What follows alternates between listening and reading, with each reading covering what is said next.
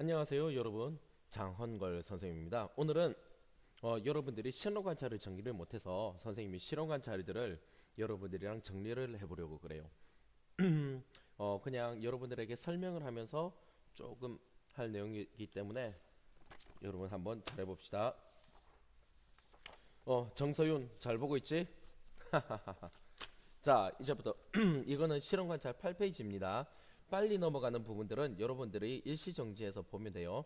페트병에 모래를 넣고 흔들었을 때 나타나는 변화를 관찰해 봅시다. 어떻게 됐어요? 네, 모래의 온도가 처음보다 높아졌어요. 보통 친구들이 19도인 아이들이 많았었어요. 19도에서 21도로 늘었다라는 아이들이 많았습니다. 친구들이 많았어요. 두 번째, 실험하면서 궁금한 점을 정리해 보자고 했는데 친구들이 가장 많이 하는 말들이었어요. 선생님 궁금한 게 별로 없어요. 이렇게 말하는 친구들이 많았어요.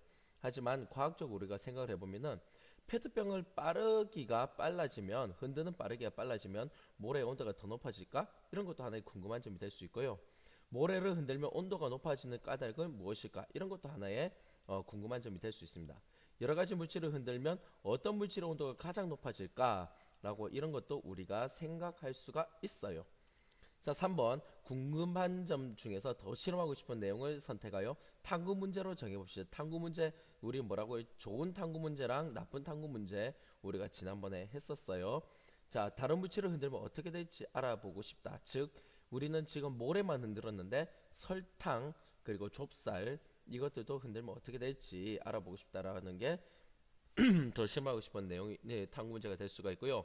여러 가지 물질을 흔들었을 때 어떤 물질의 온도가 가장 높는지 알아보고 싶다. 흙, 설탕, 좁쌀 중에서 누가 가장 높아지는지를 알아보고 싶다. 이런 것도 하나의 탐구 문제가 될 수 있습니다. 네, 이번에는 실험 관찰 9페이지입니다. 잘 들리나 모르겠네. 진영이 탐구 문제를 보고 실험에서 다르게 해야 할 조건과 같게 해야 할 조건, 실험에서 관찰하거나 측정해야 할 것들을 정리해 봅시다. 즉 어떤 거? 다르게 해야 할 조건, 그 다음에 같게 해야 할 조건, 관찰하거나 측정해야 할 것, 이런 것들을 알아보도록 하겠습니다. 우선은 지우고 자, 지우개. 자, 두 번째로 자, 여러 가지 진영의 탐구 문제는 여러 가지 물질을 페트병에 넣고 흔들면 물질의 온도는 어떻게 변할까예요. 즉 달라지는 것은 여러 가지 물질이 되는 겁니다. 이거 잘 맞춘 사람들도 있었어요. 그다음에 우리 이번에는 민국이가 두 번째로 해볼까? 실험에 갖게 해야 할 조건. 물질의 부피, 물질을 흔드는 시간과 빠르기.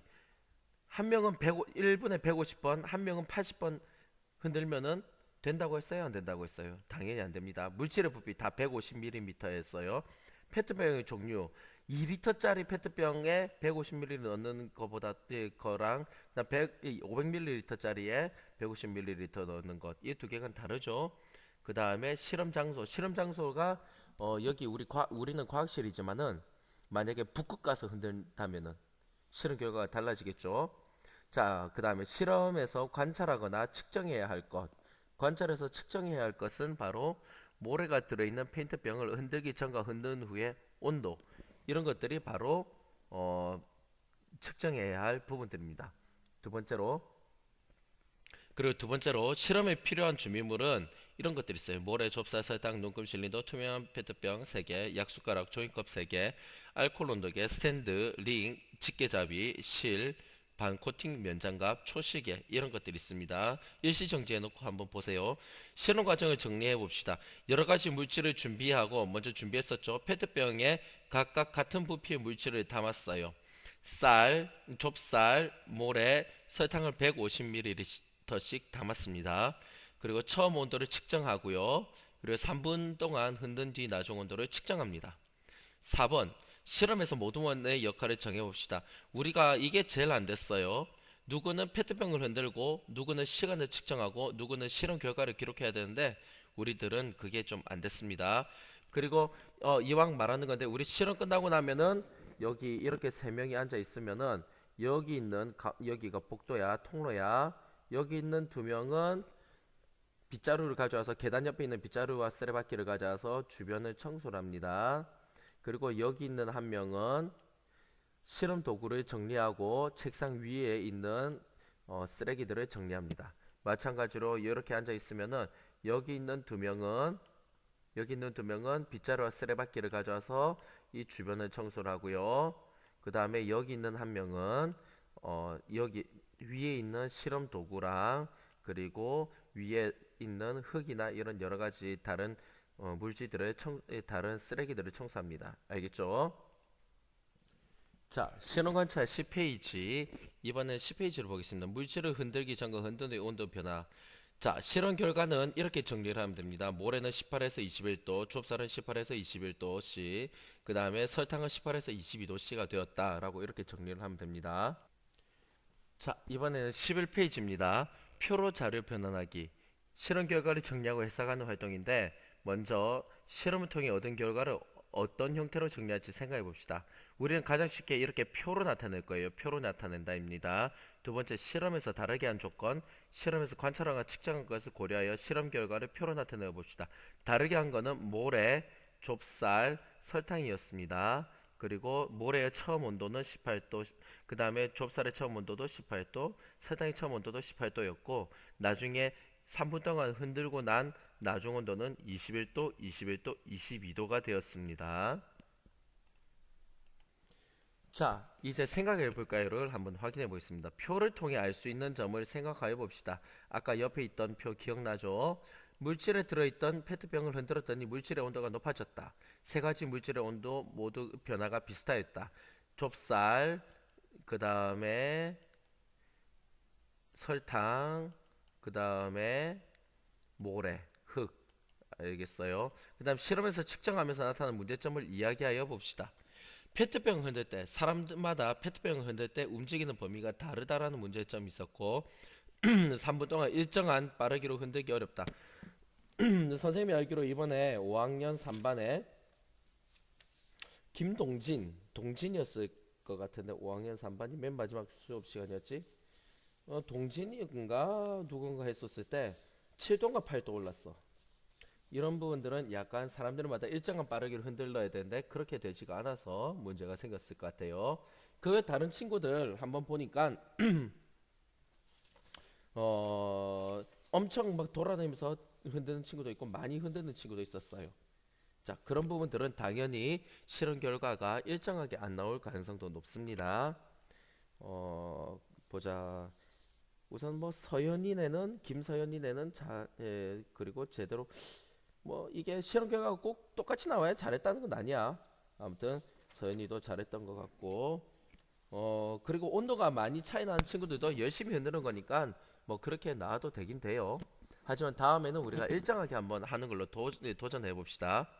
그 다음에 온도를 측정할 때 페트병 뚜껑을 열고 온도를 측정할 때 온도가 낮아질 수 있다. 바로바로 안 하면은 낮아질 수도 있다라는 것들을 우리가 한번 지난번에 봤었어요. 그 다음에 실험 과정에서 고치거나 대할 것을 정리해 봅시다. 페트병 흔들 때 페트병을 흔들 때 움직이는 범위를 미리 정하고 흔드는 게 좋아요. 그리고 빠르기도 일정하게 할수록 할 수 있는 기계를 사용한다. 빠르기를 일정하게 흔들어야 된다 이 말이에요. 그 다음 온도를 측정할 때 밑에 보이진 않지만은 쉬울 거예요. 뚜껑을 연 뒤 곧바로 온도를 측정한다 라고 여러분들이 할 수가 있습니다. 자, 12페이지입니다. 실험 결과를 통하여 결론을 이끌어내어 봅시다. 물질을 흔들면 온도가 높아진다. 지금 우리가 세 가지 물질을 다 흔들어 봤더니 온도가 높아졌어요. 그래서 이런 결론이 나올 수가 있어요. 결론은 다른 상황에도 적용할 수 있지 생각해 봅시다. 모래, 좁쌀, 설탕 외에 다른 물질도 흔들면 온도가 높아질 것이다 라고 우리가 적용할 수가 있습니다. 그 다음 추운 날씨에 두 손을 비비면 손바닥이 따뜻해진 현상과 같다. 이렇게 우리가 적용을 할 수가 있어요.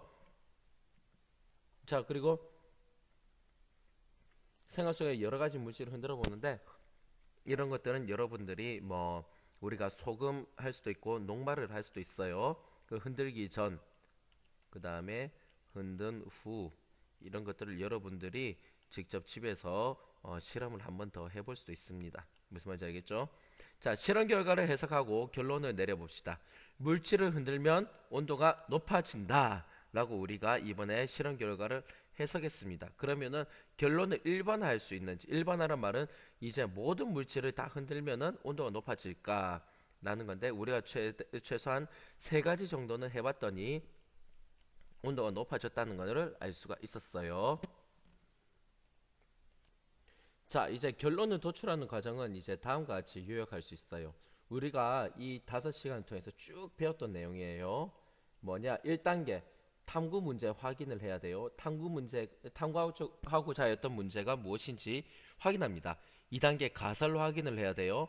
실험을 실행하기 전에 세운 가설이 무엇인지, 아마 이렇게 될 것이다. 물질을 흔들면은 온도가 올라갈 것이다. 이거 자체가 가설 확인이에요. 탐구 문제는 물질